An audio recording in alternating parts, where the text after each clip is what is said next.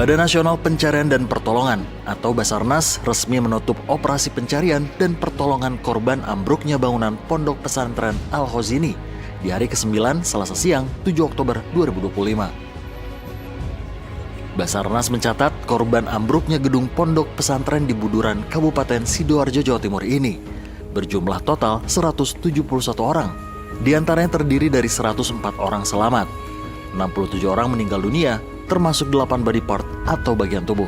Operasi ini ditutup dengan apel personel gabungan serta pemberian penghargaan dari Kepala Basarnas, Marsikal Madya TNI Muhammad Syafi'i, kepada seluruh unsur SAR yang terlibat. Muhammad Syafi'i menyampaikan seluruh area reruntuhan kini telah bersih dari material bangunan. Basarnas memastikan tidak ada lagi korban di bawah puing-puing reruntuhan. Diaplikasikan kepada masyarakat sehingga kegiatan yang telah dilaksanakan sejak tanggal 29 September dan hari ini masuk di hari ke-9, kita telah menyelesaikan pelaksanaan operasi pencarian dan pertolongan terhadap korban, dan kita juga telah bisa memindahkan seluruh material bangunan yang runtuh. Dengan selesainya operasi ini, Basarnas secara resmi mengakhiri tugasnya di sektor pencarian dan pertolongan. Namun, pengawasan dan penanganan pasca kejadian akan tetap dilanjutkan oleh Badan Nasional Penanggulangan Bencana bersama pemerintah daerah.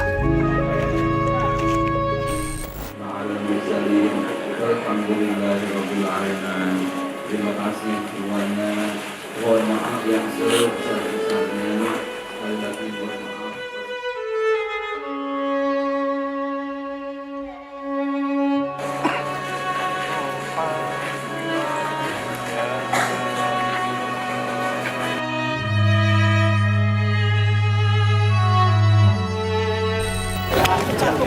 Sobat, pada akhirnya dihentikan sudah upaya pencarian terhadap seluruh korban.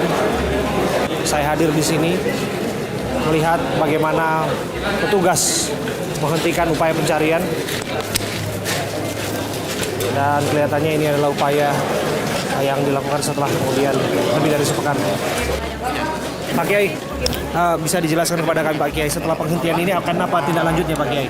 Sudah bareng tentu kita akan keluarga dalam akan bermusyawarah bagaimana supaya kegiatan belajar mengajar, mengaji akan tetap berjalan sebagaimana mestinya. Ya, Pak Kiai, ini kan masih banyak kesedihan lain sebagainya kepada keluarga korban. Bagaimana Pak Kiai menanggapi itu? Kami alumni itu sudah melakukan tindakan-tindakan.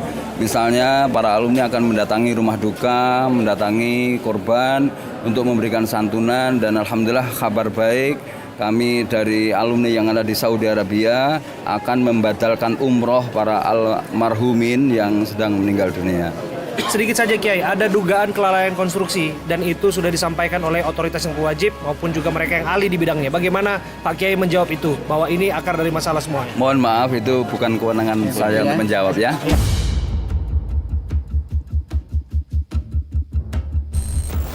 Nampaknya memang tidak memberikan jawaban kepada kita mengenai bagaimana upaya tindak lanjut yang akan dilakukan oleh Kiai. Yang jelas kita sudah berupaya untuk meminta keterangan.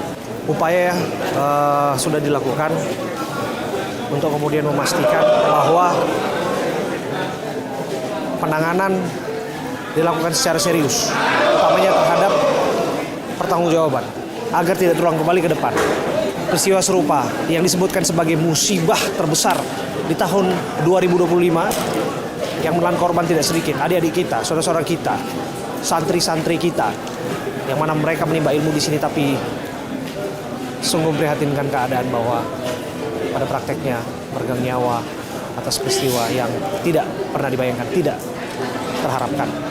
Tentu penghormatan dan penghargaan setinggi-tingginya kepada keluarga korban, dan tentu kepada seluruh petugas tim SAR yang melakukan upaya penyelamatan siang dan malam. 24 jam mereka melakukan upaya itu dengan bersungguh-sungguh tanpa kenal lelah. Tim SAR gabungan, baik itu dari BNPB, SAR, Polres Sidoarjo, dan unit-unit lainnya yang tergabung di dalamnya untuk melakukan upaya terbaik mereka, memastikan korban-korban bisa ditemukan dan dikembalikan kepada keluarganya. Kita bisa lihat di sini, ini dia tampilan ketika pagi hari seperti ini.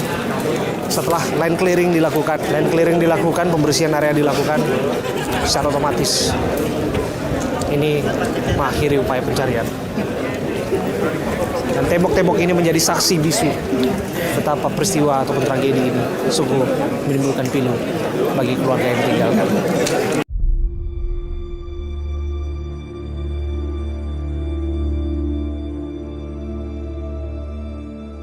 Sobat, tentu banyak pertanyaan di balik ini semua. Kita akan bertanya kepada ahlinya. Apa kemungkinan penyebab ini semua? Tentu banyak yang bertanya. Ada kemungkinan bahwa ada kegagalan konstruksi dan sebagainya. Tapi itu sudah disampaikan oleh Prof. Muji, seorang ahli dari ITS. Bagaimana Prof. Muji melihat itu? Apakah Prof. Muji masih punya data-data yang menguatkan bahwa sesungguhnya memang ada indikasi ke arah sana? Ya, jadi sebetulnya salah satu contoh yang bisa kita lihat, Anda bisa lihat konstruksi kolom ini. Oke. Tanpa terlihat adanya hook. Tidak ada hook. Hook itu hook ini adalah ini ditekuk ya. Ini. Ya, dan ini menyebabkan lepasnya elemen kolom ini dengan balok yang ada. Oke. Sehingga ini yang salah satu penyebab utama saya sampaikan kegagalan struktur.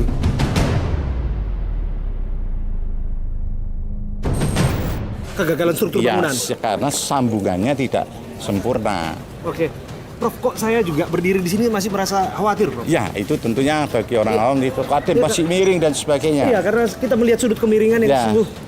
Kok saya khawatir tiba-tiba ini juga bisa Ya. sewaktu-waktu bisa rubuh, Prof? Kenapa kemarin kami membatasi semua mengakses kondisi ini? Karena kekhawatiran ini kalau ini lepas, ini sudah lepas semua, turun ini. Kalau ini ketarik begitu saja, lihat saja itu tulangannya sudah banyak yang lepas. Ini akan membahayakan struktur secara keseluruhan. Oke. Kita cukup hati-hati untuk menarik reruntuhan agar tidak mempengaruhi struktur yang ada. Ini kemarin nyantol, Oke. mengait gini, karena jatuh ke sana, terus tulangannya mengkait gitu. Oke. Nah ini kalau kita tarik, ini ketarik semua, kolom balonnya ketarik semua. Oke. Jadi itu yang bisa kami sampaikan. Idealnya seperti apa, Prof? Nah, Ya. kita kan awam betul terhadap Ya. bangunan, tapi yang jelas bahwa idealnya struktur bangunan ini dengan berat dan disebutkan sedikitnya 1.500-an lebih santri, seperti apa idealnya untuk menahan beban yang disebutkan pada saat itu terjadi pengecoran? Ya, jadi tentunya di SNI kita sudah menyebutkan aturan-aturan mengenai beban. Apakah itu beban tempat sekolah, tempat musik atau apapun fasilitas umum, itu harus mengikuti beban-beban yang bekerja. Apakah itu lantai 2, 3, 4 itu semua sudah diatur. Sehingga pada saat pelaksanaan itu tidak terjadi permasalahan di kemampuan elemen struktur menerima beban yang bekerja. Jadi itu memang harus dilakukan evaluasi untuk itu. Sehingga kami menyediakan diri bagi siapa saja, pondok pesantren mau konsultasi pada kami, silakan.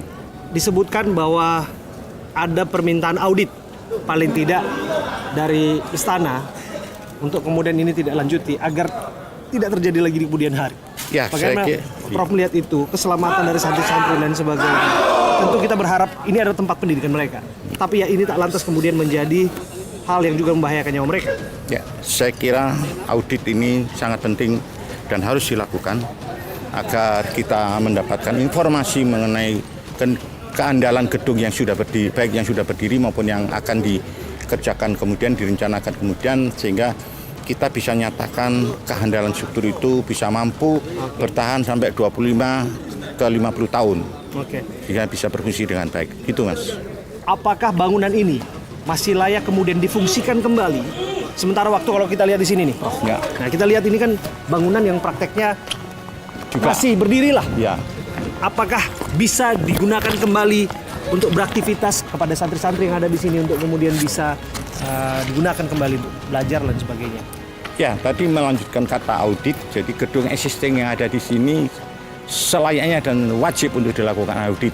Bila mana ditemukan adanya kekuatan yang kurang untuk mendukung beban Yang ada kami secara teknologi bisa membantu untuk misalnya perkuatan. Namun apabila diperkuat pun masih masalah, kita akan sarankan untuk dibongkar.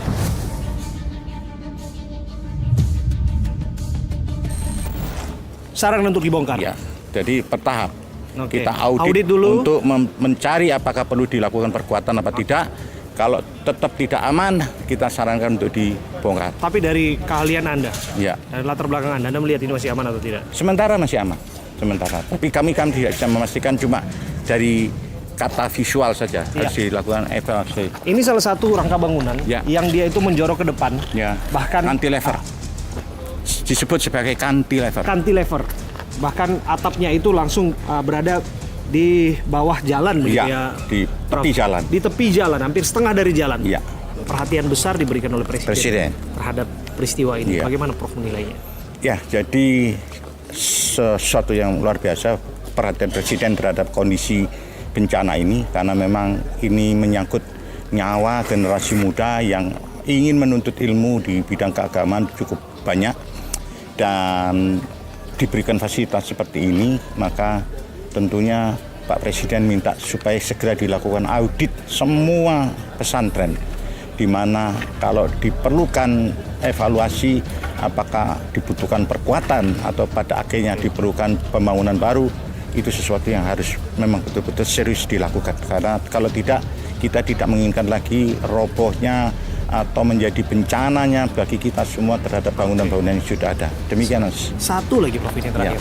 Barangkali Prof juga melihat beberapa visual di mana santri disebutkan juga terlibat dalam proses pengecoran atau pembangunan yang mereka tempati. Ya. Tentu di sini itu adalah upaya bakti, Prof. Ya.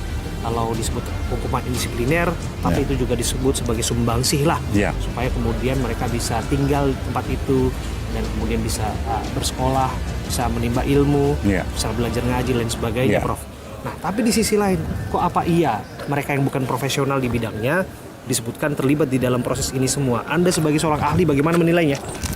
Jadi kalau kita melihat dari sisi positifnya, para santri dilibatkan untuk pembangunan fasilitas yang ingin dimiliki oleh pondok pesantren, itu suatu keniscayaan yang normal dilakukan. Tetapi bagaimanapun kita tetap harus berhati-hati bahwa ini permasalahan teknis yang harus dikawal dengan baik dan benar, mulai dari perencanaan sampai pelaksanaan dilakukan sesuai dengan standar nasional Indonesia yang berlaku.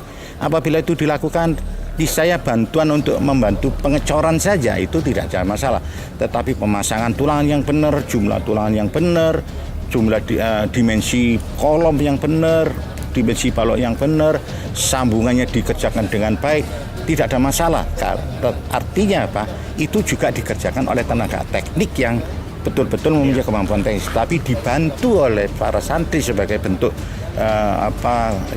rasa bangga ikut membantu membangun, itu tidak ada masalah.